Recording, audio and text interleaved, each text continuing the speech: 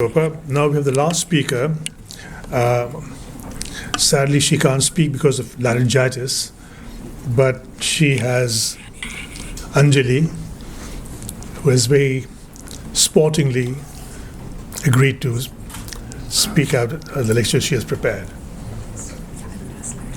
I offered to read it, but she said my voice wasn't good enough. So. I wanted a colleague who would sound a bit more like me as a woman colleague. I can imagine Professor Béteille teasing me, having lost my voice, that it was a lesson to me that I should speak less and listen to others more. So I'm very grateful to Anjali for reading out this note. A portion of what I have saying here is already been written in an obit for the India Forum, but some of this is new material. And thanks. And I also wanted to focus on his work, to provide an overview of his work, because many people will not really have known it. Thank you. And good evening on behalf of Nandini. As someone teaching at the institution that André Béteille worked at all his life, the Sociology Department of the Delhi School of Economics, there is a room-sized hole in all our hearts. One of his dearest wishes was that he should always have a room in the department, and as long as he lived as Professor Emeritus, that wish was honored. So even though he stopped coming and the room was put to other uses, it remained André Béteille's room, and we will always remain the department of M.N. Srinivas and André Béteille and J.P.S. Uberoi and the whole first generation of scholars who set it up and made it what it is, however far we may have traveled from that vision and that glory.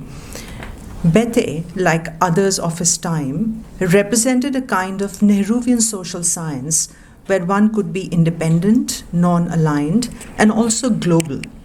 India was an important place to do sociology from as any other, not just empirically, but also theoretically. What Béteille and others developed at D School was a new disciplinary form that confidently combined sociology and anthropology, which they called comparative sociology. Although there has been pressure to Indianize the syllabus in recent years, DSE's teaching program has been remarkable for its ecumenical and comparative scope, even if our research and logistical reasons has been focused on India. Béteille was one of the few who did not see India as his sole canvas, but looked beyond it to critically examining the world. Stratification, inequality, and institutions. While it would be impossible to cover the full range of Béteille's work, given his prodigious output, today I mention only three themes. His attempt to place social stratification at the heart of sociology, his comparative analysis of equality and inequality, and his analysis of institutions, including universities. Caste, Class, and Power.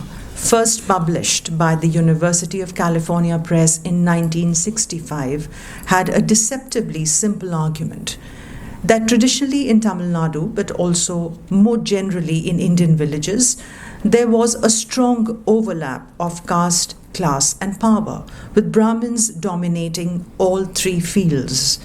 However, drawing on Weber, Béteille shows how these were actually three different axes, and they were moving apart.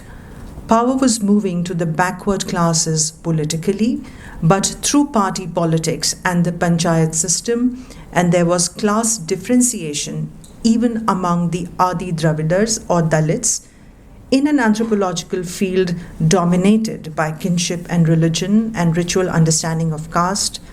This focus on class and power was a very important step forward. It was also a concern that was to stay with him in forming his analysis of Mandal politics.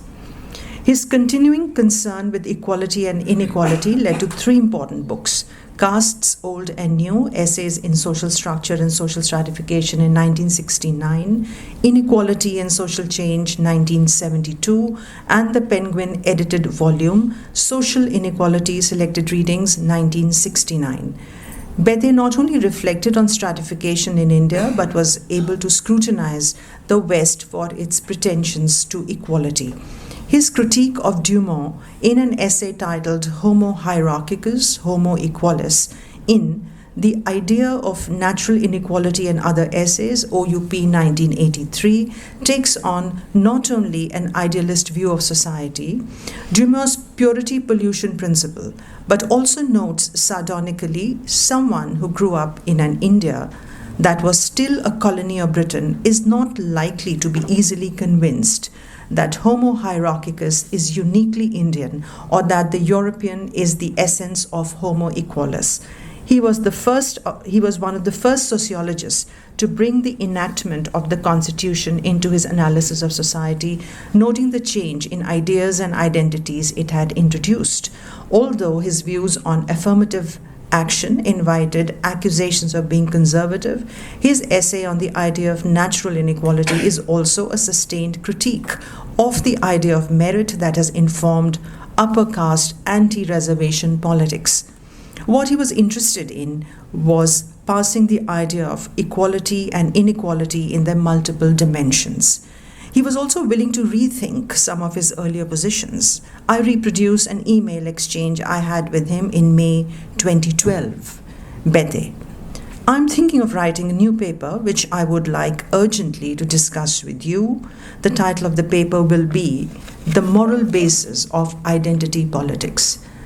Dr. Ambedkar had said in the Constituent Assembly that it is wrong for the minorities to perpetuate themselves. Is it? Is it right for them to renounce their identities and leave behind so many of the things that have made them what they are? I'm sure that you will find this to be a very reactionary argument, but I will go ahead with it. Nandini: are you saying that minorities should not leave their pasts behind? That is a very communitarian kind of argument, and not one that I would expect you to make as a liberal. Béteille: have a good time wherever you are, and we will talk about the moral basis of identity politics when you return. I don't wish to impose my morality on other people, but the sociologist must always treat with respect the moral values of the people he is seeking to understand, including cannibals, headhunters, and patriarchs. That reference to patriarchs was because of another conversation we had been having about the patriarchal values of our common friends. In his later years, he became increasingly concerned with institutions, especially the university, which he regarded as an important, modern, mediating institution between the individual and state, a space for cosmopolitanism that was different from the family and caste.